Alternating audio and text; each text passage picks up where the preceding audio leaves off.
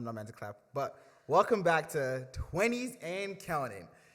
Yeah, we're back. I'm your host, Daniel, as always, as usual. Um, Today, I'm here with one of my favorite people, actually. Um, you can see him, Shay. I just came from his wedding, actually, a few months ago. As you can see, his hair is blonde, but I'll let him introduce himself. But can we do the drum roll thing? And Shay, I'll give it over to you. Hey, how's it going? I'm good. I'm good. Well, I'm Shay, and your podcast. Yeah. So tell us about yourself, Shay. Oh, give us a little background history. Oh, how far back do you want to go? I was born moving. Oh, okay. I'll say like starting from like I guess like when we met, like how do we even meet again? It's basically at a video shoot for we're shooting something for our church. Yes. Yeah. And you were so keen to figure out how to do audio stuff or something. I can't remember what you were trying to do, but you accosted me in the parking lot, and you're like, "Oh, what do you do for work?" And I was like, "Oh, yeah, I work in tech." And you're like, "Oh, I'm trying to get into tech." And then you're asking me a lot of questions, and I was like, then we started talking from there. Yeah, I kind of stalked him for a while. I said, "Hey, dude, you work in tech? Can you like show me stuff?" But yeah, that's how we met, and from there, we developed a friendship, and yeah, He's over about that. wow, I feel good. But yeah, and I feel like every time we have conversations, they are very. I feel like I call Shay the wise man. Every time I'm talking to my other friends, I talk about Shay like he's a very wise email. Even though like I'm older than him, You wait, really? yeah, only by like a few months. Oh, okay. Sorry. I am your senior. Like I'm the gold, that. man. But you are the wise one. You know what? I'll accept it today. I think you crowned me as wise a little bit premature. But yeah, you were in the nonsense. But today, what are we here today to talk about? I want to talk to you about decisions. A lot of times when we talk about, I feel like you've made a few decisions. Just knowing like your life, your story. I feel like a lot of decisions you've made are like, wow, I definitely would not have done that. Like that seems wise beyond my years. A quick example of the story. I don't know if you remember this or like even know like this was not a big thing, but we were at our story shoot. You were kind of doing like a demo, and I was talking about like, oh, I need the Adobe Premiere Pro. Like I need to get a version of this, and I'm like, I'm just gonna get the crack version. I don't know if that's what it's called, crack version, or like broke feature version, but it's not the crack version. Don't do crack, kids. But yeah, so yeah, we were at the church office. We were doing the recording, and I was talking about getting like the pirated version of the Adobe Premiere Pro, and you're like, yeah, I just gave like this little brief, like, yeah, no, you should pay for it, like I was just, and he just kind of talked to me about like, you're just kind of talking about like integrity, and I'm like, oh wow, just even in the little things like that, like just having like the paid version, and I'm like, oh yeah, so that kind of stuck with me. So now like I pay for like my bus, the streetcar, so like because of that I pay for the streetcar now. Yeah. I wouldn't have paid for the streetcar if that story didn't come up. Yeah. So I took that to mind, and I'm like, okay, yeah, this is good. And then every time I go to get like a fountain drink, I actually drink water instead of actually like stealing like Coke and stuff, because I'm like, wow, she taught me about integrity. So, I'm just going to just do yeah. It was basically a life-changing event, like, but yeah, so kind of segueing that into like your stories talking about like decision making, and why you make decisions so quick, and like how you feel so comfortable in a lot of decisions that you make. Start with your part of moving careers, because we were chatting about that, and you're talking about the job you were at before. You just didn't see it fit in your life, and how you kind of made the decision like instantly to say, okay, you know what, I'm not gonna do this, and I'm gonna just figure out what I want to do. Like, yeah, if you want to just talk about that. Yeah, well, thank you for all the compliments. I'm glad I changed your life by telling you not to pirate software and pay for the bus ticket. I didn't know so many people didn't pay for streetcars. It was shocking to me. I didn't grow up in Toronto, so I'd always tap my Presto every single time, and a lot of people don't do that. So maybe I'm a good person. I like that story you said about the prior software. And I'll talk about that first because it wasn't from me; it was from someone else. So when I was also like coming of age, like my mid-teens, I wanted to create content. I wanted to make movies. I wanted to make films, and you need like software like Adobe stuff to edit all this in. And I was obviously downloading, pirating the software, trying to figure out extending my trials through some hacks. And it was great because I got to learn. But then one time I was talking to someone who was then the music pastor at the church I grew up in. And he was like, well, I understand what you've been doing, but why don't you try to pay for ads and see if it can pay for itself and see if like God doesn't turn things around for you. And it was like a kind of a faith question. It's like, oh, I've been working on this thing. Can I trust that if I do it the right way, it even gets better? And honestly, I have, since that moment when I paid for Adobe the first time, I haven't cracked. Then I'm going to pirate version. Plus, it's more inconvenient to get a pirated version of Adobe now, but I haven't done that again. And I've had like, I think my career in the creative arts or like digital arts has gotten better and better. I haven't used pirated. I've always had it me paying for it or the institution I for paying for it. And it literally just started with like, I guess that one step of like, you know, it's the right thing to do regardless of you get rewarded for it. But it worked out. I don't even think about it anymore. So it's great to know that inspired you. In regards to my career switch, you're asking how you made the decision, how you just came to like make the decision and how you stuck with it, how you weren't afraid to be like, I don't know what's going to happen next. Like, and you just stuck with it and you followed like the process. Oh, funny enough, I was still afraid. So I think like when I finished university, I was working at for context, I was working at a consulting firm. So it was like a firm in finance and technology, and I wasn't really into it, but I was there. And I was learning a lot, but I knew I wanted to switch. But being in the job that I didn't like made me kind of realize what I wanted to do. It was like very painfully obvious. Like you want to be in like, you want to be tech, but you want to be in like the creative side. You want to like make things, and you don't want to be in a place where you're helping banks like improve their back end system, whatever that means. Like I don't want to do that. It was a little boring to me. I want to do something else. So it was very plain to me. But then it also revealed another thing, which is that I was scared of, even though I encourage a lot of people around me to like, oh, pursue your creative dreams. If it's woodworking, if it's accounting, whatever. I always tell people to pursue their dreams, but I realized I still had a fear of where I would end up if I just went straight for exactly what I was called to do, or like what I felt attracted to, what I was good at. I was so scared of what would happen because I was trying to like minimize. I was trying to minimize failure. That's even part of the reason I went to the more boring finance job, is because I was like, you know what, I have some skills for it, and I know they will hire me, and I'll get paid a good amount, because I didn't want to be looking for jobs out of university. And like, this was a job I found at the job fair right before I graduated. I was like, I better hold on to this one right now, or else I won't find anything.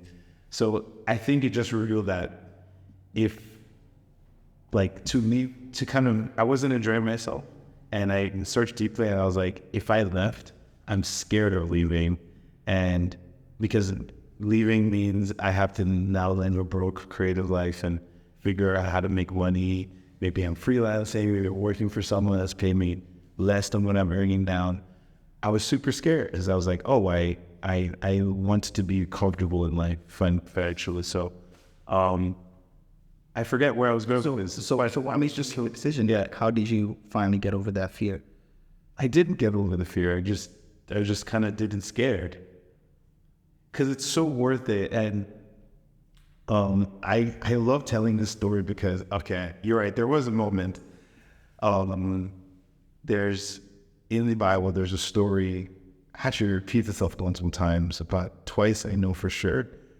Where it's a red letter story. It means that it's Jesus actually saying it in the New Testament, where Jesus is telling a parable about the servants. And in the first story, I'll just say the first story because that's the one I remember the most. He has 3 servants, gives them different amounts of talents. So talents, the way it's translated kind of means money. So he gives them money. So he gives them gives one $1, $5, and the other $10. I'm paraphrasing everything. This isn't apocrypha, I promise. And so he gives $1, $5, $10, and then Jesus talks about how the master gives the money to these people, the servants, and then he goes away on a trip, and while he's on the way on the trip, the servants goes through a whole. They live through life. It doesn't say how long the master was gone for. It just says the master goes away, and the person who got $1 kind of looked at the $1 and was like, "Oh, like this." My master's a hard person. He's going to expect returns where he didn't sow. What can I make of this $1? Essentially, let me bury it and not do anything with it so that it could be there when he comes back. Right. Meanwhile, the people who got $5 and $10 put the money to work and they doubled it. It doesn't say what they did, but they doubled it somehow. Maybe they sold stuff with it or whatever. So the master comes back and he's meeting his servants and he's like, "Oh, I gave you $10, now you have 20. Good job. Here's more money." Gives him more money. Second servant, "Oh, you gave you 5 and now you have 10. Really amazing. Here's a reward for that." And then he gets to the last servant who had just $1 and buried it. And he's like, "You're a fool. Because you could have done the bare minimum," this is my paraphrasing, "and put it in the bag and gotten interest on it. And you would have had something more to give me when I came back." And that story, when I read that story, in that time I was making a decision, I never heard it from the lens of, the last person was wasting your talents and they were very selfish with it because they were fearful. I'd never seen that fear or hesitation as a morally bad thing before. And then that story is what revealed it to me, that me being so focused on my fear of doing something or trying to explore this craft that I felt like I had was actually, in my view, immoral. Because if Jesus told that story and I was looking at it to the lens of, okay, this is what God did to me. He gave me these talents, and I'm so scared to bring it out. And I think it's immoral to do that. I think you should be multiplying what has been deposited in you. And that's why I made the decision. I was like, you know what? I would rather do it scared. I'd rather leave this job, and I left it without a job planned. I'd rather just leave this job and try to figure out what the plan can be, me doing creative work in the tech space, and whatever that, do the bare minimum on that and see how far it goes. If I don't become super rich from it, fine, but I'm going to do it, and I'm going to do it without fear. And I think that was when I made that decision. And there was a lot of prayer counsel to try to reinforce that decision. I didn't after I decided to do it, but that was the main thing. I needed to do the bare minimum because I felt like it was fearful, and it was almost kind of waste what was inside of me. So that was the biggest thing. And I thought about, if I had a kid and I was like, "You should go for your dreams," I would literally have no leg to stand on because I didn't do it. When Daddy was scared. Yeah, I had to be scared. It's so I can't ask something I've never practiced. I am asking people to be bold and go for the career you like. I didn't do it. So yeah, those are the reasons I made the decision. I don't know. Did I get you what you want? Yeah, no, that was good. And with that, so after you made the decision, were there any points where you're like, okay, I've done this. Like, I'm scared. I need to. Were you afraid at any point out of the decision where you're like, there was maybe some setbacks, and you're like, okay, maybe I should actually go back. No, 100%. Right away, it was like hard to chart what the best course of action would be. I was like, should I go back to school? Should I just start freelancing? I was like, I'll do both at the same time. So I started both. First of all, wasn't getting any clients. Second of all, in terms of applying to school, that was just like a crazy roller coaster.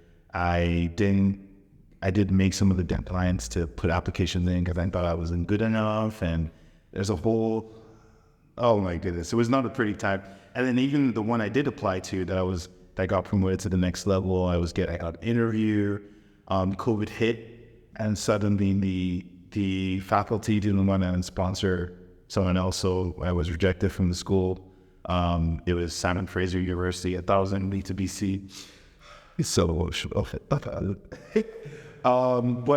there was a lot of setbacks right away because it wasn't clear. So it was like 4 months to the time where I decided I was going to quit, and I still didn't have acceptance from anywhere. I didn't have much of a client repertoire. I had nothing I was going to do for money, but I just decided that I was going to quit. I actually started drafting my resignation letter right around June, and I just would add things to it.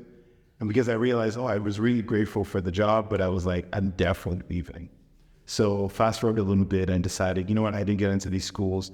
Let me just take a college course. So I took a college course that was going to be like 8 months-ish. And I was like, that would be my main thing I do every day. And I'm like focused on working out and try to get more clients. And come September 1st, I gave him my 2 weeks notice. And I was out in there. I have a picture of myself on September 2nd, I think, getting my, it was a couple of days later, I went to get my things from the office because everything shut down. It's pandemic. And I came in, I grabbed my things, I said goodbye to a few people who came into the office just for me. And but the setbacks were I started it on a setback because I was in a random college course. I didn't have any clients.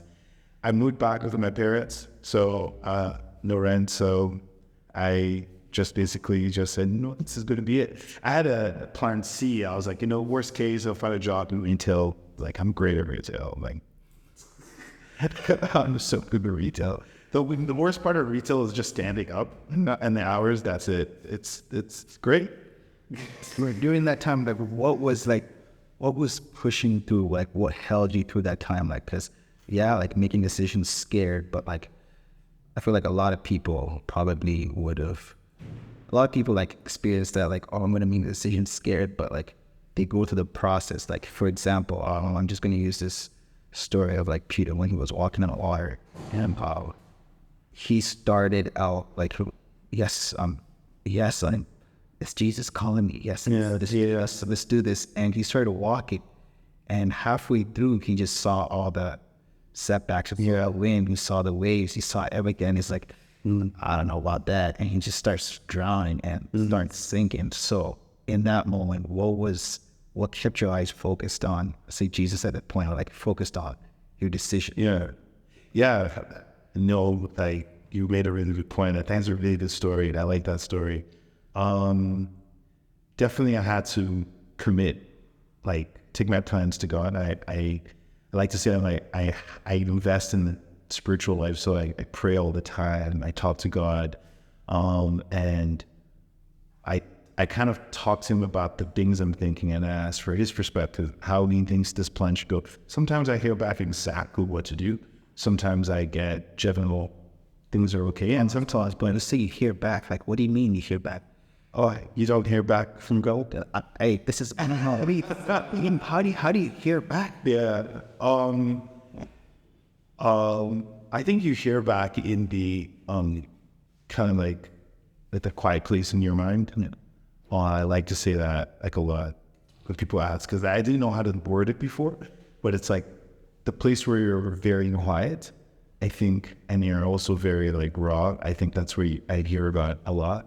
I also hear about a lot through actions, and this one's super clear to me. I applied to apart from the university, I applied to like three colleges that have decent programs for 8 months. And one of the things I like to pray is that whatever door you've opened, God, like, let it work out. And if you don't want me to consider this an option, just like shut it. And I think that's a principle that's echoed in the Bible. So I just kind of watch what happens in life, and I've applied to these places. If it's meant to be, it would open. And that's exactly what happened. The right one opened, and I picked. So I hear God in physical, like, as time, like, things happen, you see if it's the way you're supposed to cope. And I also hear God, like, audibly, So that's what got me through the faith thing. I pray, I'm like, hey, I'm doing this thing, still risky. Sometimes I get no answer, but I know I've committed to someone that's bigger. And if it's no answer, that means something will happen in reality that will reveal what is right. Like, he didn't get into this program, clearly it's not going to happen. So it's either, so that's kind of what kept me through. And also the what I said earlier, it's, I would rather die doing things that, doing all the things that were inside of me and I felt like were God-given than not. So I think people need, if you were probably going to ask, how do you encourage people? Well, I think people need to be honest with themselves. Like, and you need more grit. Like, it's painful, but people need more grit, and then just to be honest to yourself. That's it. Yeah. No, that's good. That kind of reminds me of, so like this week, just my Bible study. I read this part in Psalms. This in the Bible, and Psalms probably start with P. Wait, is how it's all? It might be Psalms, it might be Proverbs. It was. I wrote it down, but I have it written down. I don't have it in my hand. I wrote it down on like paper and pen. Old school. And I'm showing my age. Just old school, right? But it's talking about having faith and trusting in God, and it just kind of shows like how much you think about God, like your decisions and like your like being able to do action steps. Like, okay, if you don't take this step, like, and do you feel like your God is big enough to support you through this? Like, do you have the courage? Do you have trust in God at that point? It talks about in I forget which place, but it talks about Romans 8:20. It says all things work together for good. And so, like, whatever decision you're making, like, it doesn't matter. All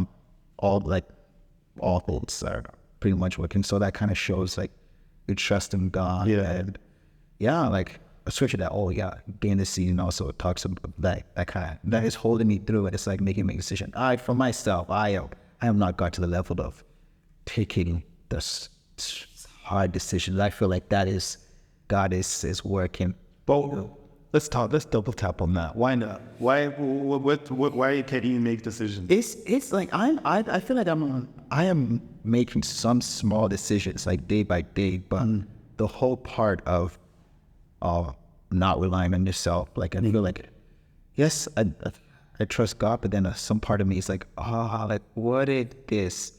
Like, what if I fall flat on my face? Like, am I gonna be redirected, or am I gonna lose a big thing too? Is like, am I gonna lose time? Like, for me, I feel like I wasted my time. Like, God is gonna redirect, like, but like, am I gonna lose like all this years? I guess like, like sometimes when I read the Bible, like I see like how God turns it around, but I'm like, Abraham waited 25 years. I'm like, 100%. I don't know, like, but then like the end was better than like the waiting. Like, we didn't know what would have happened. And like even Joseph, like in the story with Joseph, I'm like, it turned out for good, like what the end meant for you, but it turned out for good. And I'm like, I didn't know about jail. Like, how Joseph went to like jail, and then like I'm like, do I want to do that? Do I want to do all that? Like, so like that's the kind of what puts me in a state of like now making a decision. I'm like, what if I make a decision and I end up like, obviously I'm not doing anything illegal, but I end up in jail. But this is a metaphor. Like, what if like I end up in like a Joseph jail time? I'm like, do I have resilience to do all that? Like, I don't want to be in a like jail situation. So I try to like finagle and like figure a lot of things out in my head before I make decisions. Maybe I can like jump or skip some steps, but I don't think that's how that works. And like I feel like that's this season, that's what God is showing me, like making decision, like wherever you turn, like you hear a voice saying, this is the way of walking it. And just okay, God, if I make this decision and it's not good, then when I hear a voice that's gonna direct me to wherever you want me to go, wherever you want me to turn. So that is what I am trying to do right now. There's like first steps, because Abraham always in his starting out, like, as a man of faith, he first started out as, hey, this is my sister, not my wife.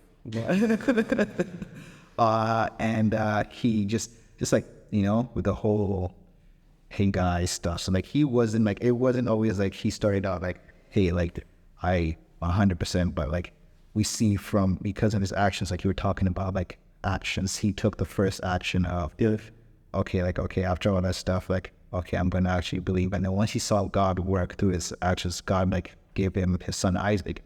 When God asked him again, like, oh, sacrifice this on the altar, he was like, let's go, because he had that faith at that point. Was built, and it's built through actions, which is why like taking the first decision is important, which is why like I'm saying about like making a decision. So taking that first step is very important, because without the first step, you can never grow into the next step 100%. So it's kind of like it's just a cycle. Like one leads to another, leads to 100%. But it sounds to me that you don't have a problem with decision making. Well, like this is the stage I'm in right now. But like before this stage, like I am making now, like I'm like, okay, like if I want to actually start making better decisions, I have to make a decision.